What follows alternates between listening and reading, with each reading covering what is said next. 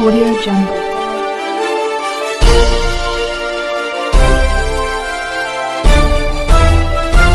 Audio Jungle. अभी आप देख रहे हैं कंचन न्यूज। इसे लाइक शेयर सब्सक्राइब करना ना भूलें ताकि न्यूज का नोटिफिकेशन सबसे पहले आपके पास पहुंचे। अब चलिए खबरें विस्तार से। उनकी जो नीतियां हैं, उनके जो सिद्धांत हैं और महात्मा ज्योतिबा फुले जैसे महापुरुषों का जो उनके मन में प्रभाव है उसके अनुरूप वो कार्य करते रहे। तो यही कारण है कि जब महापुरुषों से प्रेरित होकर कोई राजनेता या सामाजिक नेता काम करता है तो उसके काम करने में भी उनकी वो सारी खूबियां समय दर समय परिलक्षित होती रहती है।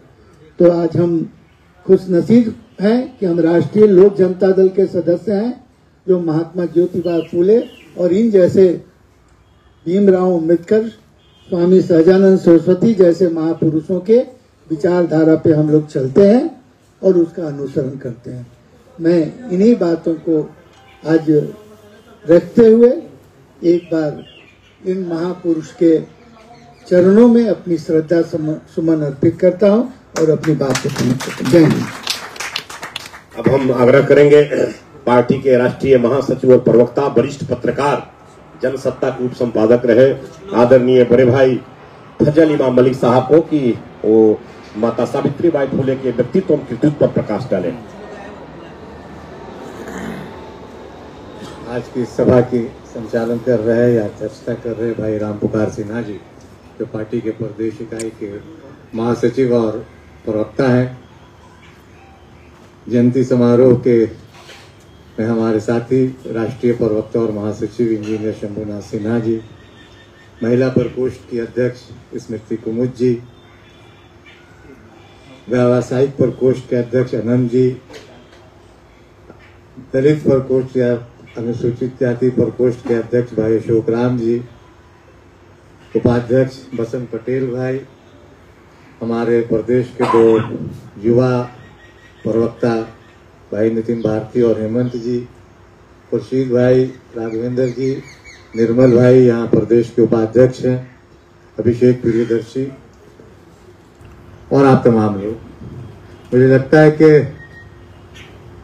शंभुनाथ भाई ने बहुत सारी बातें कही दी।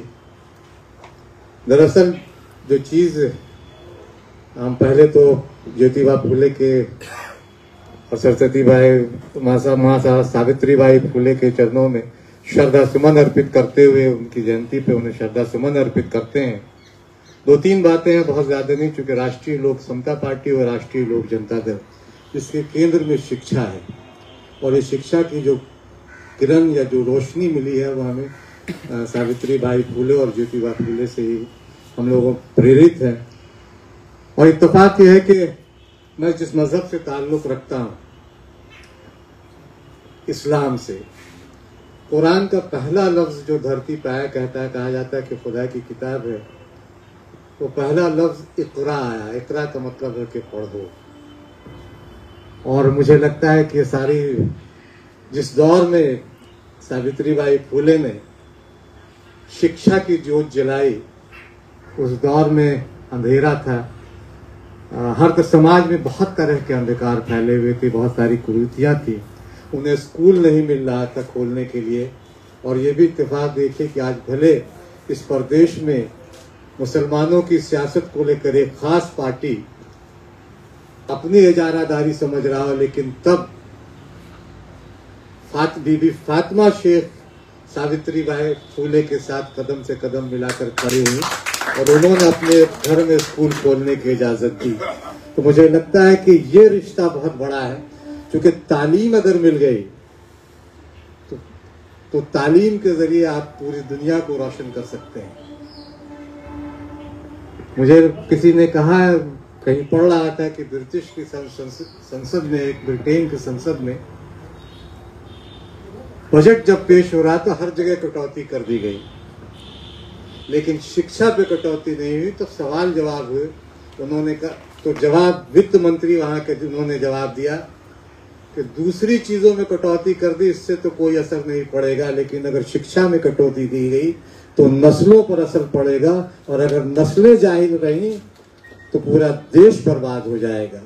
तो सावित्रीबाई फूले और ज्योतिबाई फूले ने हम लोगों को शिक्षा का जो अलग जगाया, राष्ट्रीय लोक समता पार्टी ने बिहार में, मुझे लगता है कि देश की पहली पार्टी होगी, तब राष्ट्रीय लोक समता पार्टी थी जिन्होंने शिक्षा को लेकर पूरे बिहार में आंदोलन किया। और आज उस आंदोलन की देन है कि जो हम लोग बार बार कहते थे, हमारे नेता, हमारी पार्टी के नेता माननीय उपेंद्र कुशवाहा जी, कि शिक्षकों की भर्ती एक ऐसे पैमाना सेट किया जाए, एक ऐसे आयोग के जरिया हो ताकि स्कूलों में बेहतर शिक्षा मिले। और आज बीपीएससी के जरिए अगर बहाली हो रही है तो इसका बहुत बड़ा देन माननीय उपेंद्र कुशवाहा जी को जाता है, उनके विचारों को जाता है और उनके संघर्ष को जाता है, जिन्होंने 25 सूत्री मांगे। हम तमाम लोग बैठे हुए हैं राष्ट्रीय लोक समता पार्टी के दौर के, हम लोग लगातार सड़कों पर उतरे, लाठियां भी खाई, और एक गुणवत्ता को लेकर जो चीज है वो हम लोगों ने उसको थोड़ी सी कोशिश की, जिसके आज जो सामने आज दिखाई दे रहा है। तो सावित्रीबाई फूले ने जो शिक्षा की जोत जलाई थी, वो पहली शिक्षिका तो थी ही।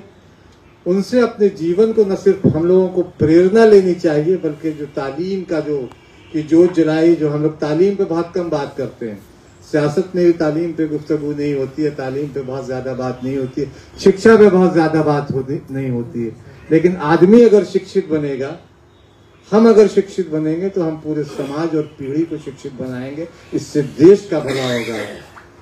इन्हीं सब शब्दों के साथ मैं एक बार पुनः अपनी श्रद्धा सुमन अर्पित करता हूं। और चूंकि नया साल में ये पहला प्रोग्राम है, तो आप तमाम लोगों को नए साल की शुभकामनाएं, और सिर्फ ये कहते हुए कि नया साल है, नई बात होगी, मोहब्बत की हर सिमत बरसात होगी, भूल कर सारे शिकवे गिले, नई सुबह होगी, नई रात होगी। बहुत बहुत धन्यवाद। चलिए, हम आभार व्यक्त करते हैं दोनों पार्टी के राष्ट्रीय महासचिव और प्रवक्ता साहब को, जिन्होंने अपना बहुमूल्य विचार दिए। दो शब्द अभी इंजीनियर हेमंत जी बोले कि श्रद्धा सुमन अर्पित करेंगे, तो अब कीजिए, उसके बाद फिर हमारी महिला प्रकोष्ठ के अध्यक्ष से धन्यवाद ज्ञापन करेंगे। बहुत बहुत धन्यवाद। आज इस माता सावित्रीबाई फुले की जयंती समारोह में 193वीं जयंती है।